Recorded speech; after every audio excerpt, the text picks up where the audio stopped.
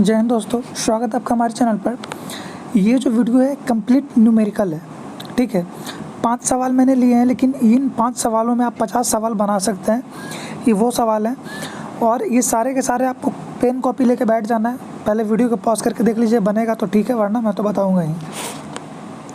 तो पहला सवाल हमारा यहाँ पे ये है कि यदि किसी वस्तु का रेखीय त्वरण, और जो हिंदी इंग्लिश की वजह से जो लोग कमेंट कर रहे हैं, तो इसमें हिंदी इंग्लिश दोनों है। जानबूझकर मैंने डाला, इसीलिए मैंने ऑप्शन नहीं लिखा क्योंकि बहुत लिखने में समय लगता है।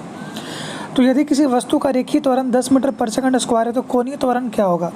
If an object has linear acceleration 10 metre पर second square then what is the angular acceleration? तो आप इसको सॉल्व करिए, मैं आपको बताता हूँ इसका आंसर कैसे निकलेगा। आपको पता है कि लीनियर एक्सेलरेशन ए का वैल्यू दिया हुआ है 10 मीटर पर सेकंड स्क्वायर, ठीक है। आपको यहाँ पे कोणीय त्वरण निकालना है, यानी कि आपको निकालना है अल्फ़ा, और अल्फ़ा आपको निकालना है। यहाँ पे एक चीज़ आप नोट कर लीजिएगा कि ए बराबर आर इंटू अल्फ़ा का रिलेशन होता है, ठीक है। आर इंटू अल्फ़ा, अब यहाँ पे मैंने आर नहीं दिया है, तो अगर मान लीजिए रहे कि इसका आंसर कैसे पता करेंगे वो मैं आपको बता दूँ। पहले आप ये फार्मूला नोट कर लीजिए, A is equal to R into alpha, या alpha is equal to A by R. तो ए हमारा ए का वैल्यू दिया हुआ है 10 मीटर पर सेकंड स्क्वायर। अगर आर आपका दिया रहेगा रेडियस, तो मैं मान के चलता हूँ कि रेडियस यहाँ पे आपका 2 मीटर होगा, तो अल्फ़ा हो जाएगा, तो इसका आंसर हो जाएगा 5 रेडियन पर सेकंड स्क्वायर। इसका राइट आंसर हो जाएगा। आपको यहाँ पे थोड़ा सा कॉपी में नोट कर लीजिएगा कि इसका रेडियस दिया हुआ है 2 मीटर, ठीक है। अब मैं थोड़ा आपको समझा दूँ कि रेखीय त्वरण क्या होता है। कि अगर ये ऑब्जेक्ट है, अगर सीधे स्ट्रेट लाइन मोशन में कैसे भी सीधे बस चलते चला जा रहा है, कोई रोटेशन नहीं हो रहा है, तो हो जाएगा लीनियर एक्सेलरेशन या रेखीय त्वरण। लेकिन अगर कोई ऑब्जेक्ट अगर मान ली जा रहा है, उसको आप ऐसे समझ लीजिए कि ये सर्किल है और यहाँ पे कोई ऑब्जेक्ट क्या थी, इधर से मूव करे, तो इसका टेंजेंट के अलॉन्ग में जो भी एक्सेलरेशन होगा वो एक एंगुलर एक्सेलरेशन कहलाएगा। और इसका रेडियस के ये डिपेंड करेगा कि रेडियस इसका कितना है। अगर ज़्यादा होगा तो भी इस तरीके से डिफाइन किया जाता है।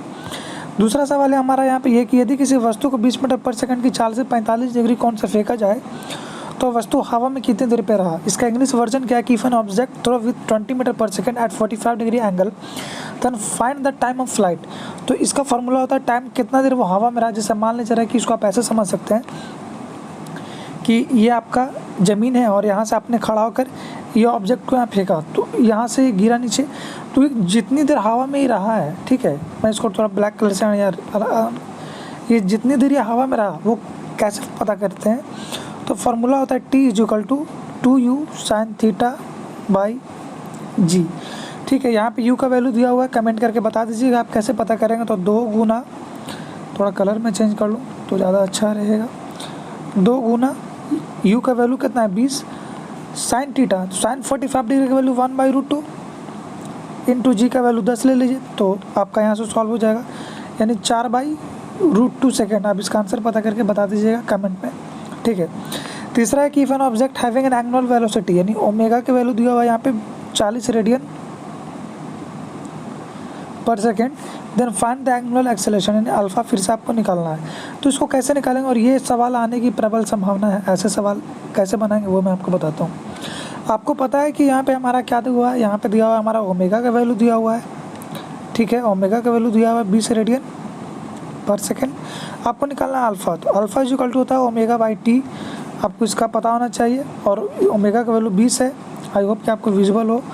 इसका वैल्यू 20 है और टी का वैल्यू यहाँ पे दिया 5वें सेकंड में, तो 5 यानी कि हो जाएगा 4 रेडियन पर सेकंड स्क्वायर, ठीक है।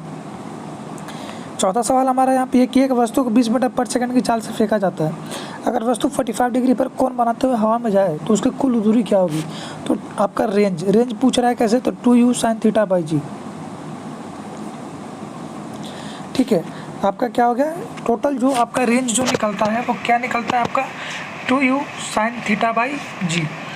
ये आपका आपका मैंने अभी जो यहाँ पे लिखा है, ये जो 2u साइन थीटा बाई जी, मैंने आपको अभी बताया था, ये टाइम ऑफ फ्लाइट का फॉर्मूला है, ठीक है।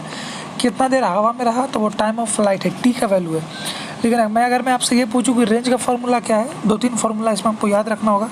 तो u square sine 2 theta by G, तो ये आपका रेंज के कितना, जैसे यहाँ से कोई ऑब्जेक्ट चला हवा में चला, यहाँ पे गिर गया, तो कितना देर ये हवा में रहा, ये इसका रेंज पता चलेगा, ठीक है। तो इसको कैसे कैलकुलेट करेंगे, तो यहाँ पे आप पुट कर लीजिए u स्क्वायर यानी 20 का स्क्वायर यानी 400 साइन 2 थीटा यानी 45 डिग्री 90 हो गया, यानी 1/10 यानी कितना हो गया 40 मीटर, यानी ये दूरी कितना हुआ 40 मीटर। लास्ट क्वेश्चन क्या है कि समय और आवृत्ति का गुणनफल क्या होता है। तो आपको पता होना चाहिए कि समय और फ्रीक्वेंसी एक दूसरा का अपोजिट इन नेचर होता है, इसलिए इन दोनों का मल्टीप्लिकेशन हमेशा 1 आएगा, याद रखिएगा। तो एक छोटा सा वीडियो था ये, कैसा लगा आपको कमेंट करिएगा। ऐसे ही छोटे वीडियो जो भी न्यूमेरिकल सेशन होंगे केमिस्ट्री के भी आपको मिल जाएंगे। BSF की जो भी तैयारी कर रहे हैं उनको ये चैनल शेयर करिए। छोटा मोटा चैनल है, लेकिन आप यकीन मानिए अगर आप अगले 45 दिन 50 दिन मेरे साथ आप बने रहेंगे तो आपका 170+ स्कोर एग्ज़ाम में कहीं भी नहीं जाएगा। मैं खुद इस एग्ज़ाम को क्रैक कर चुका हूँ और आपको भी मैं बता रहा हूँ कि इसमें कुछ भी ज़्यादा आपको कोई पैसा खर्च नहीं करना, कहीं भी दिमाग नहीं लगाना, बुद्धि नहीं लगाना ज़्यादा। जो बता रहा हूँ जितना बता रहा हूँ बस वो पढ़ना है। एक अलग वीडियो आएगा वो डिफरेंशियल कैलकुलस का होगा, जिसमें फार्मूला सहित मैं कुछ क्वेश्चन बताऊँगा, जल्दी आने वाला है। मैं उस पर भी काम कर रहा हूँ कैलकुलस का, जो आपका डिफरेंशिएशन है, क्योंकि डिफरेंशिएशन से लास्ट टाइम एग्ज़ाम में 2 सवाल आए थे। लॉगरिथम वाला वो क्वेश्चन था कि log 10 करके कुछ लिखा हुआ था, उसका डिफरेंशिएशन कैसे निकलेगा। तो उम्मीद करते हैं वीडियो पसंद आया होगा। जितनी हो सकता है मैं कोशिश करूँगा कि मैं आपको बहुत कंटेंट प्रोवाइड कर दूँ, और आप बस चैनल को थोड़ा सपोर्ट करो, क्योंकि हर चीज़ लिखने में या वीडियो बनाने में, एडिट करने में, अपलोड करने में बहुत खर्च आता है या बहुत मेहनत लगती है। मिलते हैं अगले वीडियो में। जय हिंद।